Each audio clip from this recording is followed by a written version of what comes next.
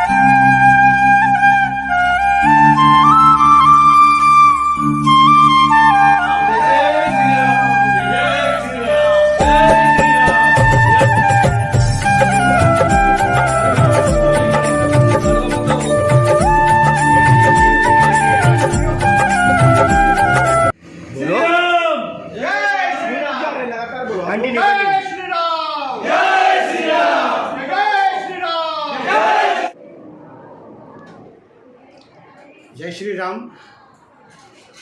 આજે આપણા માટે આનંદ દિવસ કે 22 જાન્યુઆરીએ ભગવાન પ્રભુ રામચંદ્ર એક નાની ઝૂંપડીમાંથી મોટા મહેલમાં જઈ રહ્યા છે. છેલ્લા 450 વર્ષથી આપણે જોઈ રહ્યા હતા કે રામલલ્લા ઘડીકમાં બંધ હતા તો ઘડીકમાં નાની ઝૂંપડીમાં વસેલા હતા, જે આખા હિન્દુ સમાજના આસ્થાનું પ્રતીક જેને કહેવાય છે. આપણે તો જાગીએ ત્યારે રામ, સૂઈએ ત્યારે રામ, જ્યારે આપણે સ્મશાનમાં જ્યારે પણ હે રામ કરતા હોઈએ છીએ. મહાત્મા ગાંધી પણ જ્યારે ગોળી મારી ત્યારે હે રામ બોલ્યા હતા.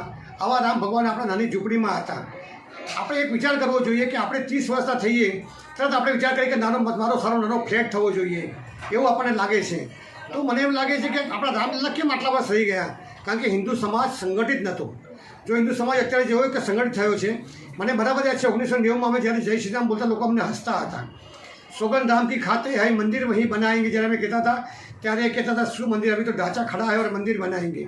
ढांचा भी टूटा, मंदिर भी बना और भव्य राम मंदिर बना और प्रतिष्ठा भी राम की हो जाएगी.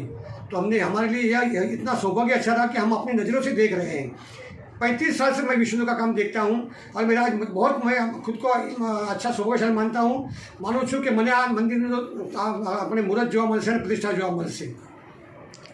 તમે લાડવાનું જે આયોજન કર્યું છે વેચણીનું, જ્યારે અમે ખનન વિધિ થઈ એ વખતે અમે 50-51 હજાર લાડવા અમે લોકોએ પ્રસાદ રૂપે વેચેલા હતા. હવે મેં કહ્યું કે 500 વર્ષ 450 વર્ષ પછી રામલલ્લા રાજમહેલમાં જઈ રહ્યા છો તો આપણે એક એવો ઉત્સવ કરવો જોઈએ કે લોકોના બધાના મોઢા મીઠા થાય. મેં 1 લાખ લાડવા બનાવ્યા અને નક્કી કર્યું 50,000 લાડવા તો હું ફ્રી આપીશ જ, પણ સાથે સાથે જે મારી પાસે મારા શોપની અંદર લેવા આવે છે તેઓને 1 કિલો પર 1 કિલો ફ્રી લાડવા આપીશ. એટલે 50,000 એ અને 25 બીજા 75,000 લાડવા હું ફ્રીમાં વેચીશ. આ મારું હું સૌભાગ્ય ગણું છું. આમાં મારી કાંઈ હોશિયારી નથી, પણ હું પુણ્ય સમજું છું કે મારું આ પુણ્ય કે મને આવી રીતે मेरे झोपड़ी के भाग आज खुल जाएंगे, राम आएंगे. मेरे झोपड़ी के भाग आज खुल